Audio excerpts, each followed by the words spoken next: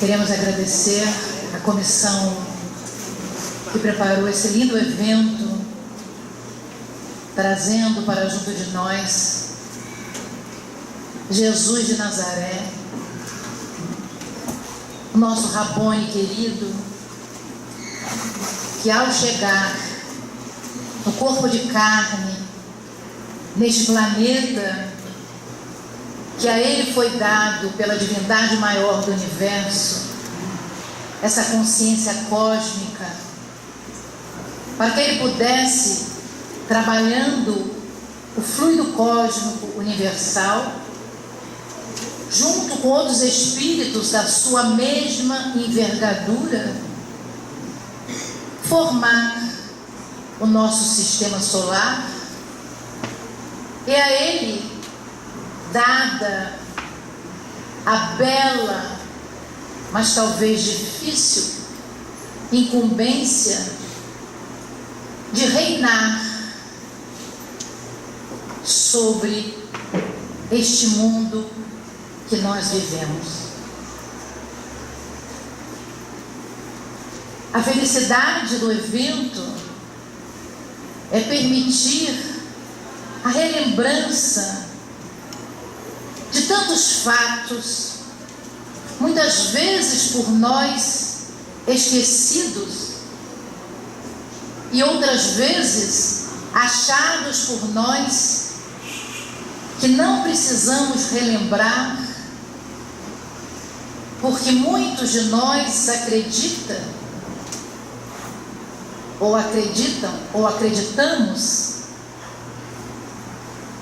que o Novo Testamento pertença a outras religiões.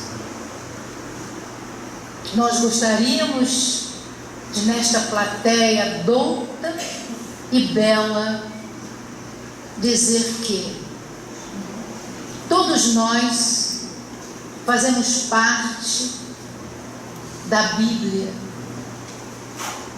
Todos nós fazemos parte do Novo Testamento. Se não fizemos parte com nossas belas palavras, fizemos parte com os nossos difíceis ou inúteis atos. Assim, falarmos sobre o ato ou os atos dos apóstolos, ou relembrarmos, ou discutirmos, é de grande necessidade, porque neste momento em que nós vivemos, em que muitas vezes há uma inversão de valores na nossa sociedade, é que muitos de nós, criados com pão e mel,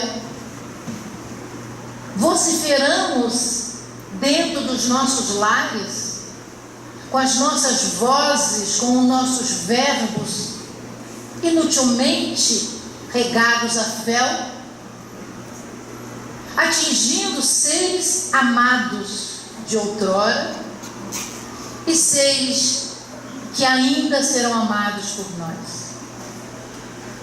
Sempre é bom olharmos para trás e buscarmos figuras que foram marcantes na evolução do nosso planeta. Na realidade, a vontade de nós falarmos sobre as epístolas é muito perseverante no que se diz de olharmos ao nosso querido apóstolo Paulo de Tarso. Gostaríamos de fazer uma vista ligeiramente histórica, lembrando que essa personagem, ela veio no ano 5 da era cristã, ou seja, foi contemporânea de Jesus de Nazaré, 4 ou 5 anos, mais moço. Nasceu numa cidade cosmopolita, Tarso. Antigamente, se classificavam, se nomeavam as pessoas de acordo com as suas cidades. Saulo de Tarso. Saulo, natural da cidade de Tarso. Assim, nós temos Maria de Nazaré. Maria, natural de Nazaré. Jesus de Nazaré. Jesus de Nazaré. Então, esse personagem, ele é belo porque Tarso fica na Cilícia, um lugar em que forças divinas permitiram que nascessem espíritos valorosos. E no seu lar,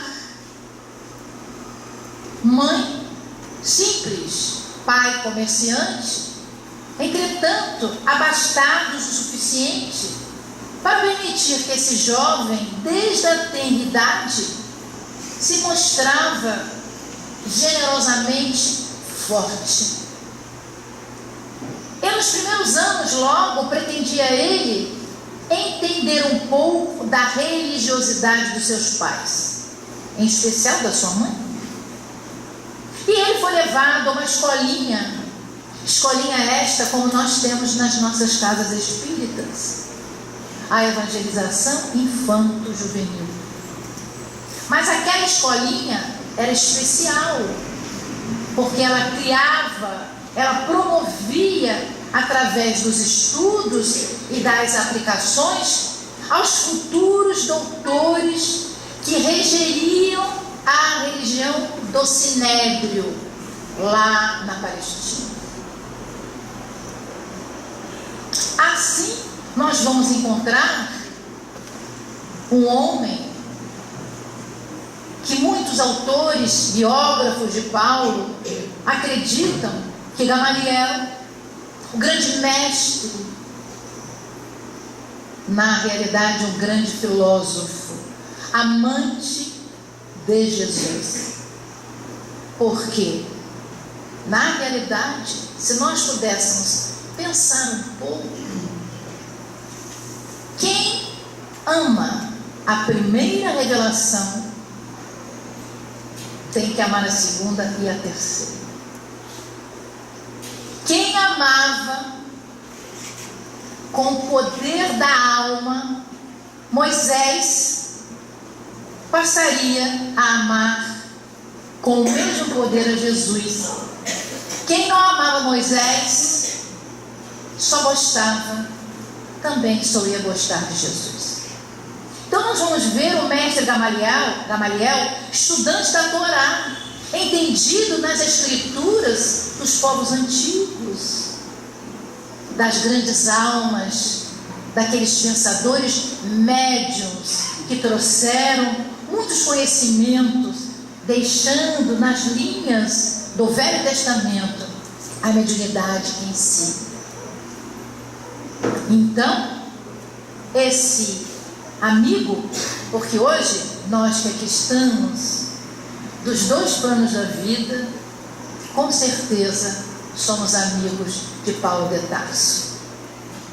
Assim, esse nosso amigo Paulo pôde se instruir na lei. Essa instrução nós vamos encontrar sobejamente detalhada no Novo Testamento, em Atos dos Apóstolos.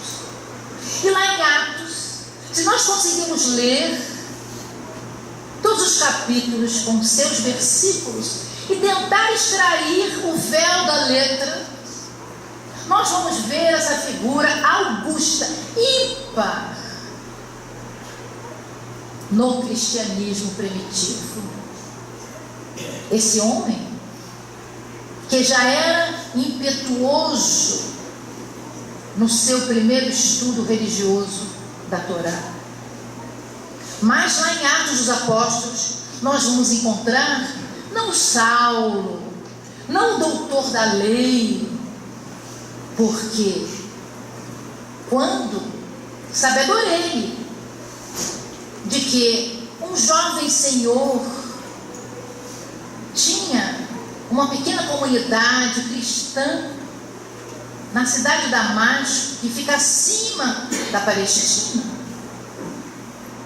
onde mais ou menos nasce o Rio Jordão. Nós vamos ver que este jovem, que já tinha feito muitas batalhas, que já tinha ceifado muitas vidas em favor daquele cuidado, talvez exagerado até, dos conceitos religiosos que a religião que ele professava trazia, ele resolveu, com um pequeno grupo, ir até lá, em Damasco, para concretizar mais uma pequena matança. Quando nós lemos Paulo Estevão, o que é Paulo Estevão? Paulo Estevão é uma das 5 obras que fazem parte do Pentateuco histórico do cristianismo no planeta. Este livro, o terceiro da série, é algo que transcende o que o Espírito Emmanuel, juntamente com o nosso amado Francisco Cândido Xavier, naquelas noites escuras, muitas vezes frias, das Minas Gerais, no coração da nossa pátria evangélica Brasil. E foi lá que esses 2 amigos conseguiram escrever essa obra-prima do cristianismo. Alguns mais íntimos amigos de Francisco Cândido Xavier nos confidenciaram que algumas noites Emmanuel ajudava a Chico Xavier se desdobrar para que juntos pudessem viajar no cosmos e buscar aqueles locais que lá se encontravam e ainda se encontram até hoje, plasmados da história do cristianismo. E assim, Chico Xavier, a pena de ouro da doutrina espírita no nosso Brasil, quiçá em todo o mundo, em toda a terra, no século passado, e talvez para sempre, pôde escrever com pureza da alma as verdades que não existem nas mais de 100 biografias de Paulo. Alguns religiosos de outras seitas se impressionam ao ler Paulo Estevão, porque nas outras religiões ou nos outros livros, nada igual a esta obra. Então eu sei que ontem vocês tiveram um belo espetáculo, porque cultura não é só da leitura de livros. A cultura se faz de várias maneiras, e a arte, aliás, eu queria agradecer, desculpa eu não ter feito antes essa beleza de coral. Vejam, Leon Denis, aquele amigo, e Wycliffe, amigo de João Hus, passado ambos mortos pela Inquisição. Wycliffe Leon Denis, Hus, o nosso Allan Kardec. Então nós vamos ver que Leon Denis nos traz a beleza da música que encanta e nos leva a páramos superiores. Quando o coral, corajosamente, os parabenizo a todos os componentes, vem aqui durante 30 minutos, nos encanta aos ouvidos e nos eleva a alma. São todos, todas, de uma espécime desconhecida por muitos no planeta. Porque, meus amigos, a boa música é colhida num campo de trigo. A música que não é tão boa é no outro tipo de plantação. Então, quando nós bebemos desta fonte, sentei lá no fundo e fiquei bebendo das vibrações de ondas, de comprimento de onda curta, que penetrou profundamente na minha alma. Quando quiserem cantar qualquer tipo de música, não tenham receio, estão prontos para qualquer coisa. Acreditem, porque primeiro nasce no pensamento, que junto com a emoção permite que os nossos atos se corporifiquem, se materializem. Não pensem que podem, façam porque podem. Assim, cultando, queríamos dizer que a proposta que o nosso querido Paulo executou no planeta é desconhecida pela maioria dos estudiosos cristãos.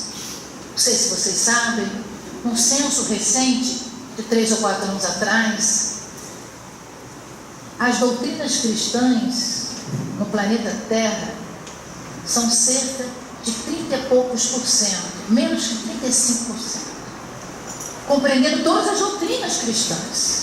E o Espiritismo, mesmo que nós queiramos que todo mundo seja espírita, mas na hora que o censo pergunta, as pessoas não têm a coragem paulina de se exporem. Então nós temos no censo poucos espíritas credenciados. Então eu queria, com as minhas palavras, dizer o que as cartas de Paulo trouxeram para nós, todas elas, porque eu pedi encarecidamente, não sei se a minha amiga querida lembra disto, a Tânia Jardim, que eu pedi para fazer Coríntios, porque seria uma outra pessoa, e ela, amiga, agradeço em público, me deu Coríntios, porque ela ia dar Coríntios para outra pessoa, porque outra pessoa pediu. Eu disse, por favor, amiga, me ame, te amo. E ela, de fé, permitiu que eu pudesse me encantar, como disse hoje à tarde. Hoje eu estou, depois de vários dias, no estado de graça, porque bebi daquela água que descendenta, que Jesus falou no poço de Jacó, a mulher samaritana. Só por uns dias, porque depois eu vou ter sede outra vez. Me dessedentou alguns pontos da alma que estavam em interrogação, mas farei incursões profundas para que eu possa ser uma pessoa melhor. Então, voltando, o que as epístolas trouxeram para nós? Paulo, o de Tarso, rompeu todo o culto, toda a cultura judaica, para que pudesse tirar daquelas tradições que ele teria colocado na alma e então viver Jesus de Nazaré. Não é fácil, como falávamos hoje, em uma encarnação, em pequenos anos, pequenos que são poucos, porque quem vivencia um ano inteiro de trabalho, aquele ano é longo. Então, ele rompeu com essa tradição judaica, com um único propósito: de salvar vidas do ostracismo arcaico religioso.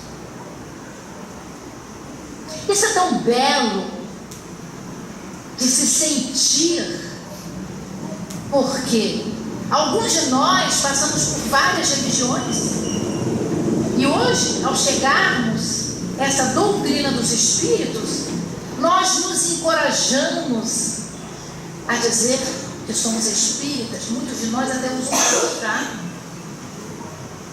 mas infelizmente algumas horas o crachá vira do outro lado, que não tem nada escrito, que o nosso comportamento é antirreligioso, porque trazemos na alma, no nosso corpo perispiritual, marcas do passado.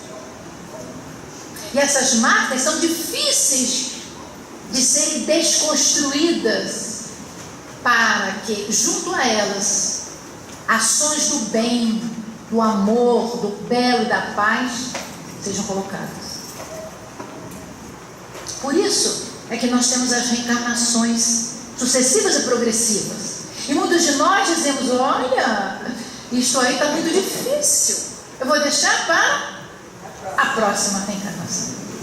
Mas é um erro, porque todos estarão melhores do que nós, e nós seremos os excluídos.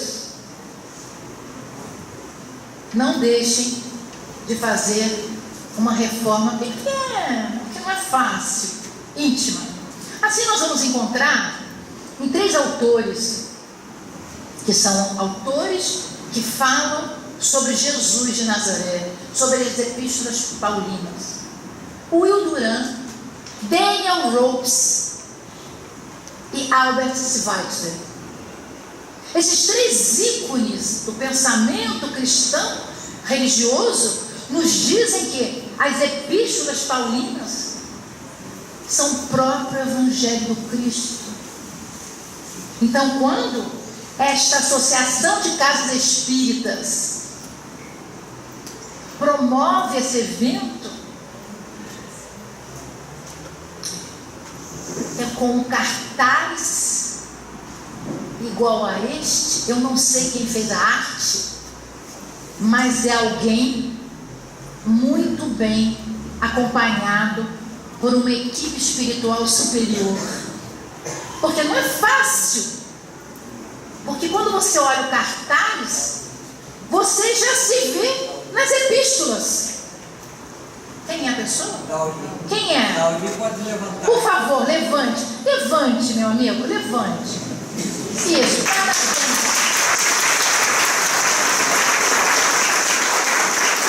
Desculpa quebrar o protocolo, mas eu não posso deixar de passar essa beleza, porque isso aqui me encantou, porque com tantas, vamos dizer, atividades difíceis que entram na nossa casa pela religião, pela televisão, pelos ditos e desditos, quando nós vemos algo maravilhoso assim, nós já estamos no mundo de regeneração. Verdade, porque é algo que transcende a materialidade. Vocês concordam comigo? Isso. Eu sou daquelas que perguntam, né? E gosto das respostas. Então, nós vamos encontrar, durante as duas principais epístolas que me coube falar, um jovem chamado Timóteo. Timóteo conheceu vários discípulos de Jesus, porque ele era novo, mas os cristãos discípulos de Jesus, que professavam também em algumas áreas, ficaram amigos de Timóteo. E Barnabé foi um daqueles, junto com Marcos, que ajudou Timóteo. Então Timóteo, ele quando se aproximou de Paulo, ele já era cristão. Mas foi Paulo que levou a ele o Evangelho do Cristo. Porque existe uma diferença entre você ser cristão e conhecer o Evangelho. Como existe uma diferença de você ser espírita e usar o espiritismo no seu dia a dia. Certo? Porque o espírito tem um rótulo. O dia a dia é ação no bem, é professar junto aos outros as nossas dificuldades, é tentar ser uma pessoa melhor, é tentar fazer a caridade. Então nós vamos encontrar Timóteo ajudando muito a Paulo. E segundo alguns autores, na segunda epístola, na segunda carta aos Coríntios, teve uma ajudinha do Timóteo. Porque, não sei se vocês sabem, não tinha luz elétrica, meus amigos. Não tinha tablet. Não tinha borrachinha para apagar. Então se escrevia no papiro, que era enrugado, com pena, ou já existia uma espécie de caneta, e se errou, tinha que buscar no Egito uma substância, como se fosse uma pequena água sanitária, para poder tirar aquilo. Não se deletava nada. Então, naquelas noites escuras, frias, porque mesmo que hoje se diga que o inverno está pior, em algumas áreas onde Paulo passou, inclusive em algumas prisões, o frio era constante. Não tinha aquecedor, não tinha roupa. Era aquela roupinha do corpo. Hoje nós reclamamos das prisões. Ah, isso está horrível. Mas eu fico imaginando aquela época. Não é? Não tinha água. Não davam água. Davam por debaixo da grade. Bom, mas podemos dizer que Paulo foi um ministro de Jesus. Por que ele foi um ministro de Jesus? Porque durante toda a sua trajetória, ele pôde deixar marcas no seu corpo. Vou passar para vocês alguns dados, que com certeza vocês sabem, mas vamos relembrar. Ele foi, durante 4 vezes, açoitado pelos judeus. Mas não era uma açoitadinha, não. Era 40 vezes menos 1. Eles falavam assim, 40 vezes menos 1, ou seja, 39 açoites. Depois deixava ele no chão, e ele mais tarde se recuperava.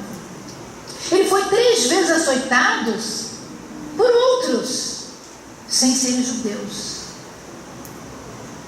Ele naufragou 3 vezes. Uma delas, ele passou um dia e uma noite no rio, porque se ele saísse do rio, ele era morto pelos cristãos que não admitiam que ele, que tinha sido doutor da lei, realmente professasse a doutrina do Cristo. E nós temos uma dorzinha na unha menorzinha do pé direito e nos achamos inúteis, sem podermos ir na casa espírita. Queremos passes, orações, água magnetizada. Então vai ser muito difícil, pelo menos nesta encarnação, nós sermos aqueles que teremos a marca do Cristo em nós. Porque não queremos nem ter uma dorzinha de cabeça. Assim, nós vamos encontrar que Paulo passou por todos os perigos. Porque quando ele não passava pelos perigos religiosos, ele tinha os assaltantes das estradas. Então nós vamos encontrar o Paulo como aquele que na realidade se entregou a um sonho. Eu queria falar do sonho e perguntar aqui nesta plateia linda: quem não sonha? Quem não sonhar não realiza. O sonho é um desejo que a alma necessita. Quando nós corporificamos o nosso desejo, o nosso espírito se regozija e a alma se fortalece, porque ela sabe que lá na frente não importam os problemas, não importam as frustrações, nós chegaremos ao nosso objetivo. Então, Paulo tinha um sonho que foi conquistado, foi edificado, de poder levar o Evangelho de Jesus aos gentios, ou seja, aqueles que não tinham religião, aos pobres, aos incultos, aos pagãos. Trazendo esse pensamento para a nossa casa espírita, se me permitem, quantas casas espíritas tem aqui presentes? As casas espíritas ateias da federação são 14. Então aqui deve ter umas 24, porque tem de outros lugares, não é verdade? Então vamos ver, quem são as pessoas que fazem parte do nosso grupo de estudos?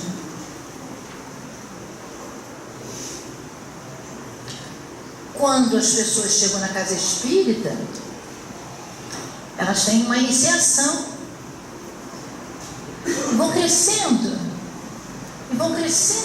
mas aquela primeira turminha que chega, sem saber nada, dá muito trabalho ou pouco trabalho? Muito. E muitas vezes as pessoas não conseguem ficar na casa, porque algumas verdades são colocadas e há uma necessidade de uma reconstrução interior, com um pequeno grupo. De quantos? 15, 20, 50? Vou falar de Corinto. Corinto foi uma cidade que tinha a época de Jesus, nos 50, 100 primeiros anos, no primeiro século depois de Cristo, ela tinha 700 mil habitantes, 400 mil terríveis, 250 e pouco, mais ou menos, e pobres. Os 400 mil escravos, faziam os trabalhos grosseiros. Então foi dada a Paulo, por Jesus de Nazaré, a incumbência de evangelizar os gentios,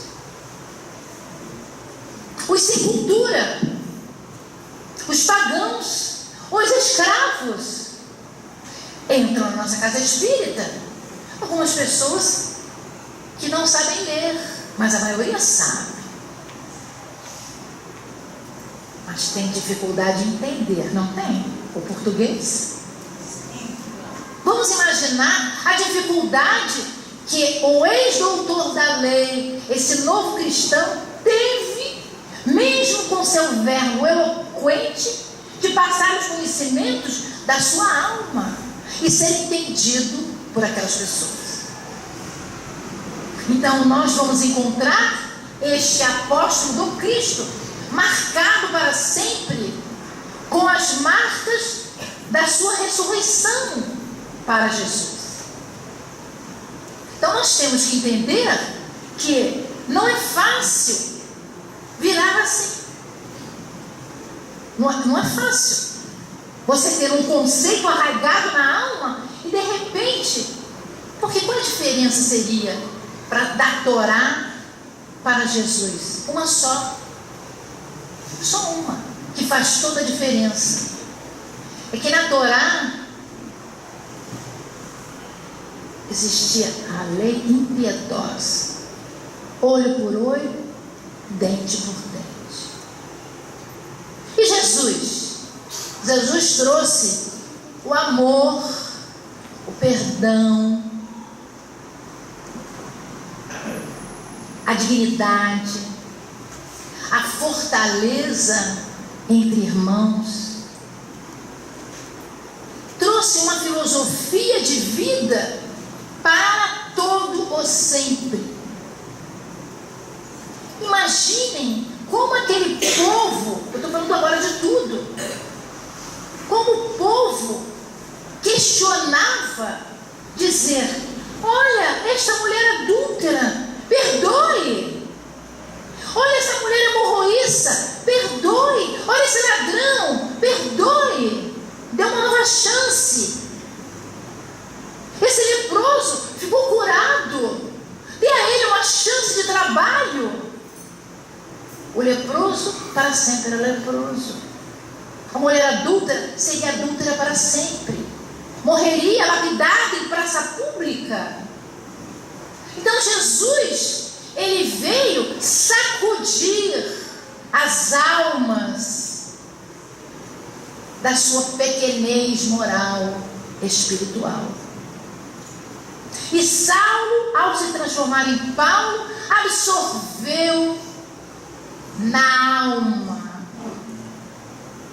essa proposta de Jesus. Assim, é muito difícil a gente não trazer Paulo para nós. Porque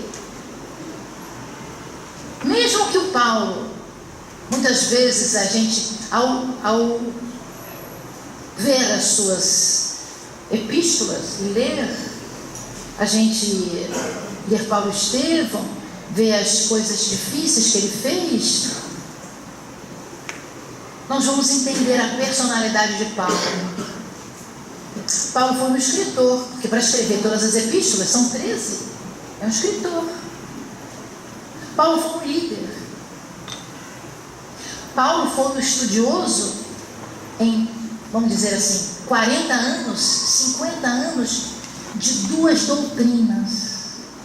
A capacidade de entendimento, a inteligência deste homem para poder desfazer, reconstruir, desconstruir o que ele já tinha feito para reconstruir num novo patamar superior, a maioria de nós não consegue. Vamos levar várias encarnações. Então nós vamos encontrar esse jovem que começou a mudar quando perseverante era e muitas vezes não tinha habilidade. Então nós vamos encontrar uma personalidade de Paulo, vamos dizer assim, até dúbia, porque ele era doce e suave, mas era austero. Mas ele tinha uma coisa que me impressionou muito desde quando eu estudei Paulo pela primeira vez: é a sua fé. O que seria a fé? A fé que ele tinha, vou trazer com o meu colorido. Seria algo que está em todos nós. A certeza de Deus. Porque ele tinha a certeza de Deus. De um Deus de uma época e um Deus de outra época. Então ele sabia que se ele pudesse trabalhar, se ele pudesse conquistar as pessoas, ele teria o seu fanal feito. Ele obteria bons resultados. Então nós vamos encontrar a primeira eclosão, vamos dizer, mediúnica desse Espírito encarnado. Se deu quando ele foi buscar Ananias, ou matar Ananias, e na estrada de Damasco, que é uma estrada longa, ele viu Jesus de Nazaré. É uma eclosão mediúnica, mesmo que ele tivesse pensamentos, mesmo que ele tivesse coisas como nós temos, ali houve a eclosão da sua mediunidade. Mas eu queria falar algo. É tão bonito ver as várias imagens que nós podemos pegar da web, os desenhos que as pessoas fazem, o pensamento das pessoas é algo maravilhoso, porque em todos eles se vê uma luz maravilhosa vindo, e dentro desta luz uma figura que acreditamos seja a de Jesus. Ninguém da sua comitiva viu isso. Então era algo especial para ele. A mediunidade era dele.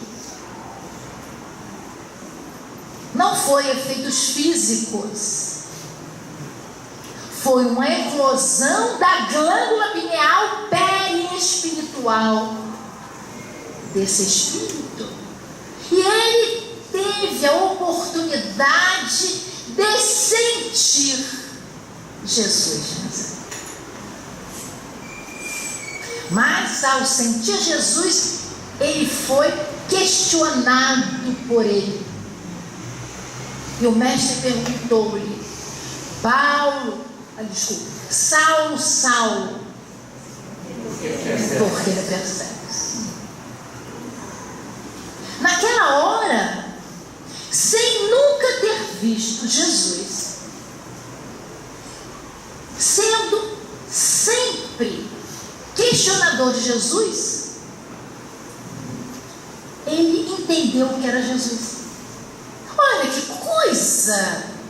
Sem conhecer, ele disse: Senhor, ou seja, entendeu a grandiosidade de Jesus, entendeu, talvez naquela hora, por que todos amavam Jesus, todos aqueles que ele perseguia. Ele não ficou só no Senhor, ele fez uma frase: que queres que eu faça?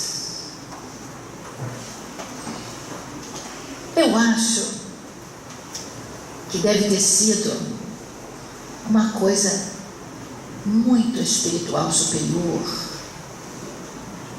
quando Chico foi levado por Emmanuel nos altiplanos da vida para poder beber desta cena, para que isso pudesse ser descrito, porque há algo que nos comove até hoje. Porque nós perguntamos: Jesus, me ajude, me proteja. Mas será que a gente pergunta, Senhor, o que queres que eu faça? Com a alma em frangalhos? Porque se o mestre disser, faz aquilo, ele diz, agora eu não posso, Senhor, agora eu estou cansado. Deixa para amanhã, Senhor. Trabalhei muito, acordei 5h30 da manhã. Não pode ser na próxima reencarnação, Senhor. Então nós vamos encontrar este ser aceitando, como nós dizemos, o nosso contato deprima, porque ele ficou enseguecido espiritualmente, porque foi muita grandeza da abertura, porque ele viu algo que nós talvez nunca tivéssemos visto. Claro, porque ele era o vaso escolhido por Jesus, né? Que pediu a Ananias que fosse lá cuidar dele, e todos sabem dessa história. Mas o que eu queria trazer hoje, deixa eu dizer, minha amiga, eu também tenho um pouco de dificuldade, mas eu vou ler assim, né? Porque também senão não caberia, não é? Então, a proposta é nós falarmos da primeira carta aos Coríntios, capítulo 12, versículo 7, que é justamente esta frase: mas a manifestação do Espírito é dada a cada um para o que for útil. Nós temos várias páginas que falam sobre isso, mas nós fomos procurar no livro que hoje eu falei, que era a Carta de Paulo, ou a Carta dos Apóstolos. É um livro da Federação Espírita Brasileira, do ano de 2016, e agora houve uma nova reedição de 2018, em que nós temos todas as cartas descritas, e lá nós encontramos que a Federação Espírita Brasileira separou alguns versículos. E separou esse versículo. Eu fiquei tão feliz. Eu disse, será que a minha amiga escolheu esse versículo? Vou perguntar a ela, por que ela escolheu esse versículo? Porque são vários versículos. Por que escolheu justamente esse versículo? Porque tem outros versículos que falam da mediunidade. Então é muito importante, porque nós vamos entender que a mediunidade, os Espíritos trouxeram para nós, dizendo que ela é dada a cada um de nós. E cada um de nós faz dela o que quer. Só que a finalidade do renascimento nosso é para usá-la e não deixar de usá-la. Primeira coisa. Segundo, usá-la como a Epístola falou. Porque o nosso querido Allan Kardec, que foi o Leon Denis Arrivalho, ele teve uma belíssima reencarnação, como eu falei, como João Oyon Hus. Ele foi reitor da Universidade de Praga. Ele foi franciscano. Ele foi estudioso das epístolas paulinas. Então, quando ele trouxe para nós a mediunidade, ele não trouxe o livro dos médios simplesmente por estudos simples. Ele bebeu nas fontes de Paulo.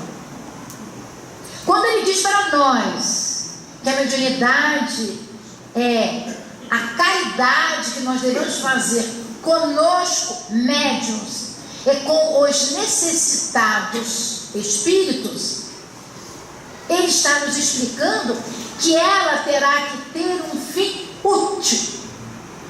Mas não é útil para mim, para minha família. Vou ler, se me permitem. Mas a manifestação do Espírito, com letra maiúscula, é dada a cada um para o que for útil. Para o que for útil, para a humanidade. Então eu não posso selecionar, não posso cobrar esse dom, porque aqueles que não têm dinheiro não poderão pagá-lo, certo? selecionar a mediunidade para os meus amigos, certo? Eu não posso dizer, me deem um nomezinho da Zoraida e da filha dela, que aliás são pessoas belíssimas, né? E não me dê da outra, porque eu não gostei da outra, eu só vou levar das duas. Mas nós de vez em quando fazemos mais ou menos assim. Você pode levar, não, Carmen, estou com muita pressa. Então a gente pede ao outro para dar rapidinho, porque nós ainda não temos esse amor integral, o amor que não é invejoso, o amor que transcende a dificuldade.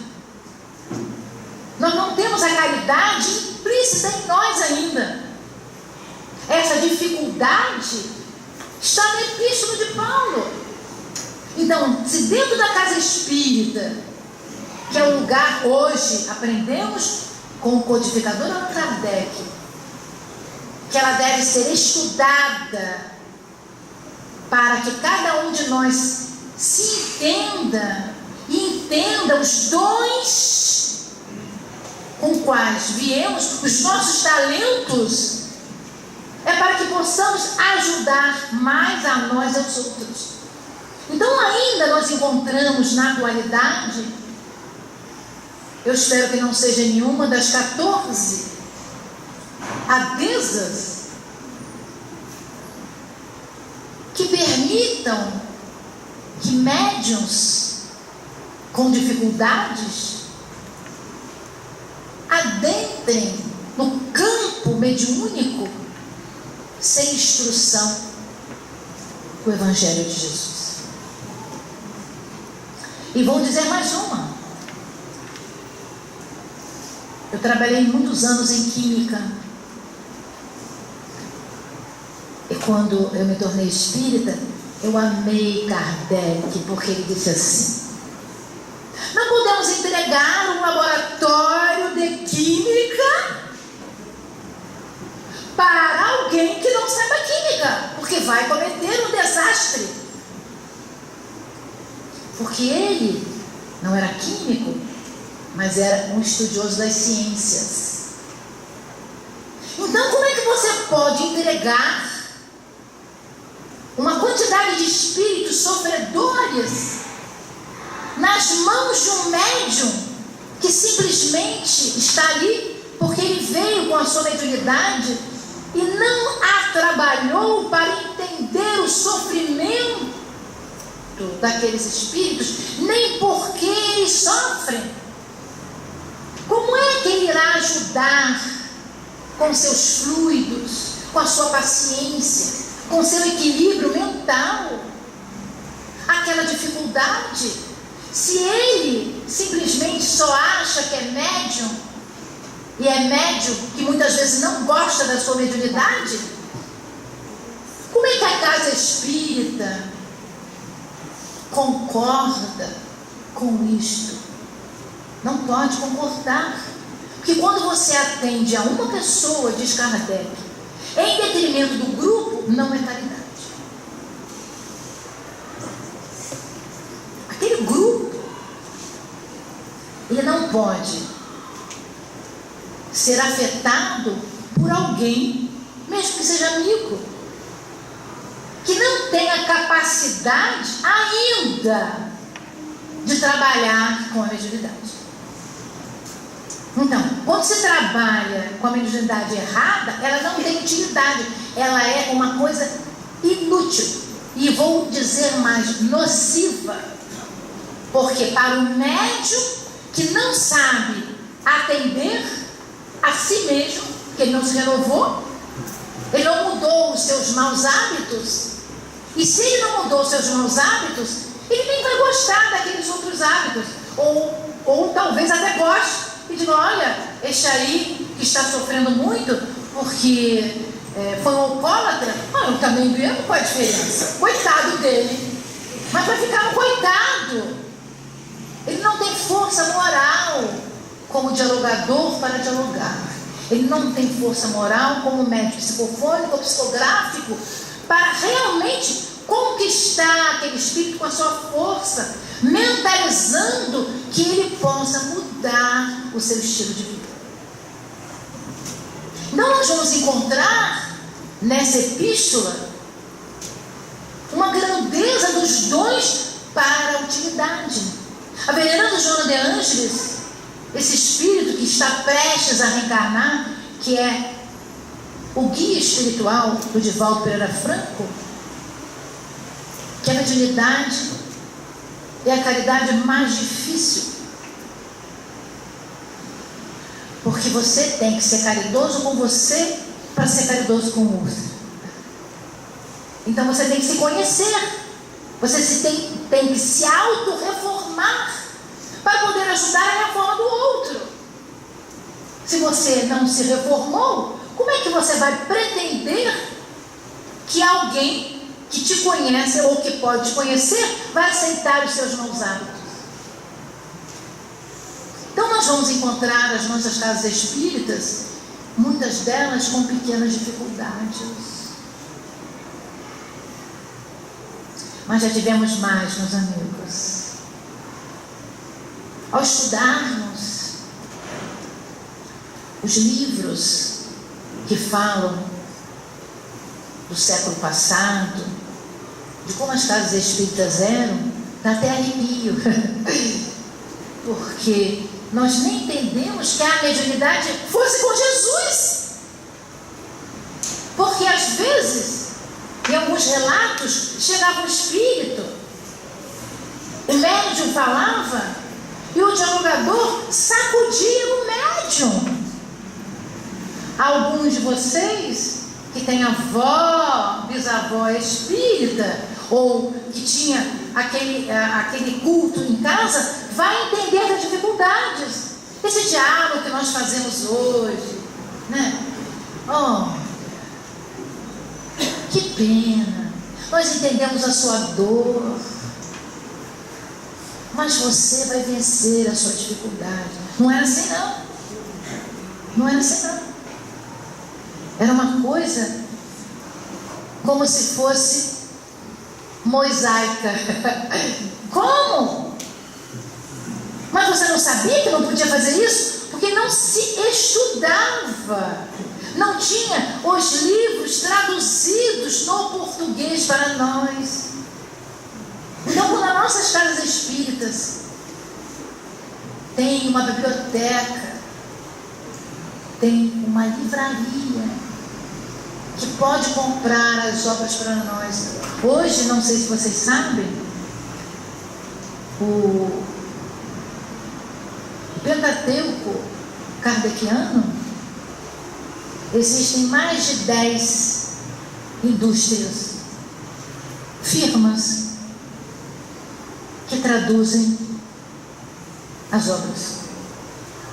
E tem algumas que só traduzem o livro dos médiuns, porque sabem que dá ibope. Elas não traduzem o Evangelho, não traduzem o livro dos Espíritos, só o livro dos médiuns. E eu anteontem, eu vi um livro dos médiuns que parecia até um livro psicodélico, porque a capa de ter umas 20 cores, uns desenhos que parecia até de uma pitonisa. Não parecia o livro dos médiuns para você estudar. Então o livro é deste tamanho, pequeno e gordo. Eu fiquei imaginando, quem vai ler? Vai fazer como o vadimeco, que põe debaixo do braço e sai, dizendo que leu. Quantos estudantes de advocacia tem um vadimeco? Eu não estou falando mal, estou dando um exemplo.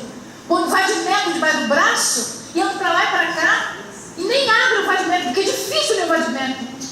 É difícil estudar o livro dos médiuns, meus amigos. Sabe por quê? Não tem história, não tem figurinha. É estudo, não é leitura. Então as casas espíritas têm que se aparelhar para receber esses espíritos que estão renascendo, bebês médiuns.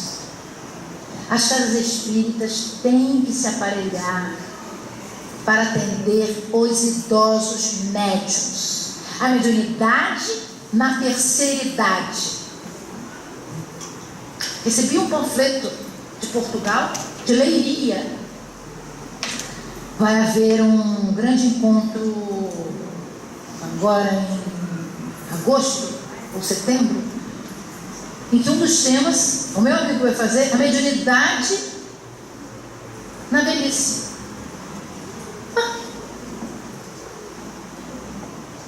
Nunca li nada, mas ele deve saber, porque ele é médico. E ele me disse que ele atende muitas pessoas doentes, médiums, porque não usaram a sua mediunidade, porque ela foi dada para ser usada, para fim útil, mas para ser usada. Então, com certeza, ele vai dizer de quantas doenças psicossomáticas tem na pessoa que os médicos não descobrem. É porque tinha aquela necessidade de se burilar, de estudar, de atender os sofredores, e por medo escondeu o seu talentinho. Igual a parábola dos talentos. Mas nós queríamos avançar dizendo que na realidade, deixa eu buscar aqui, nós queremos dizer que a doutrina espírita mostra que ninguém é órfão de oportunidade de trabalho. Olha que coisa linda. Não há órfão de oportunidade. Porque isso quem disse foi Saulo, quando se fez Paulo, na epístola 1 e 2 dos Coríntios. Todas as oportunidades que são nos dadas na reencarnação são para serem usadas. Ninguém nasce sem oportunidade. Por exemplo, nós tivemos o nosso amigo ali na gravação. Cada um de nós que está aqui presente deixou de fazer os seus afazeres, pessoas até que deixaram sua família, deixaram de ter outros encontros. Então nós sempre estamos objetivando fazermos coisas úteis para a nossa vida. Então, enquanto amantes do Cristo, passaremos antes pelo Paulo. O Paulo de Tarso é aquele que traz para nós todas, vamos dizer assim, todas as nossas oportunidades redentoras, porque ele se mostra nas suas epístolas quem ele foi, a dificuldade que ele tinha em traduzir para todos o seu pensamento. Mas ele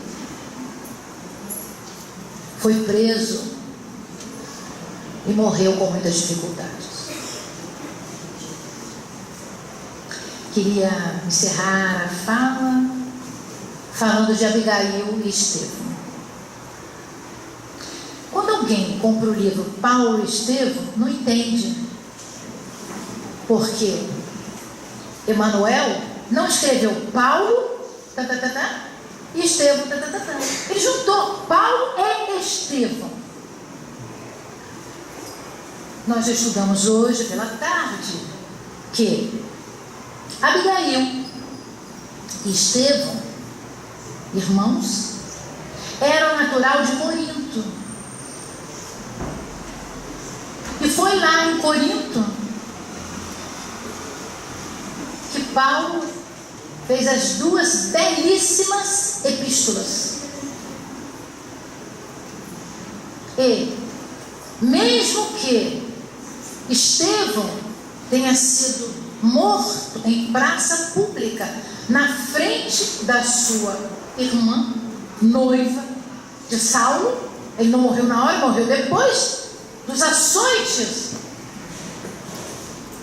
Ele Estevão, que era um espírito altamente iluminado, como Abigail. Já o seu pai era mais ou menos o pai deles. Ao morrer e desencarnar, já vivo, se apiedou das dificuldades de Saulo e prometeu a Jesus de Nazaré que ele seria o mentor espiritual de Paulo. Isso é tão lindo.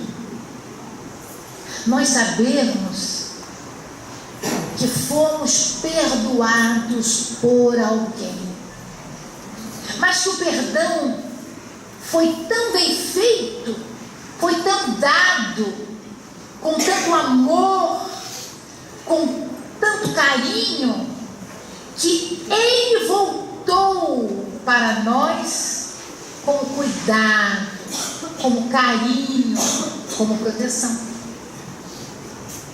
Então, meus amigos, não podemos deixar de perdoar,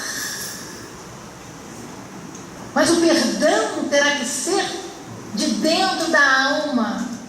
Não tem que ser, olha, eu perdoo, mas nem quero pensar na pessoa. Que perdão é esse? Ainda muitas vezes não conseguimos perdoar. Temos que nos afastar da pessoa para orar no nosso cantinho, no nosso quarto, para aos poucos irmos desenvolvendo uma flor de lis para aquela pessoa. Mas, como também falei, nós temos os nossos anjos guardiães. Um só, mas muitos protetores. Muitos protetores. Muitos protetores. Então, todos trabalhando para Jesus. Então, nós queremos dizer que essas casas que compõem esse egrégio apostolado dessa 79ª semana de Macaé, com as cartas de Paulo, que elas recebam do próprio Cristo, da alma do Cristo, as bênçãos mais lindas do trabalho no bem, da conquista das almas mais difíceis. Porque Paulo trabalhou almas difíceis. E que, no caso em questão da nossa epístola, que o dom da transcendência, do entendimento, da vivência do mundo espiritual, que seja trabalhado com cuidado, com carinho, que possa ser incutido na alma das pessoas médiuns. Todos somos, mas estou falando daquele médium mais ostensivo, como classifica Allan Kardec. Cuidado, para cuidar daquela flor que terá que desabrochar, mas só poderá desabrochar se for cuidada, regada com o Evangelho, regada com o conhecimento da doutrina espírita, porque senão perecerá. Perecerá porque não saberá cuidar de si. E quem não sabe cuidar de si, não pode cuidar do outro. Queremos agradecer essa grande oportunidade de aqui estar, à tarde, à noite, e dizer que Jesus possa os abençoar, dando-lhes trabalho no bem, conquistas superiores e a fé que Allan Kardec falou, inabalável, traçando a razão sempre por toda a eternidade. Muita paz, meus amigos. Muito obrigada.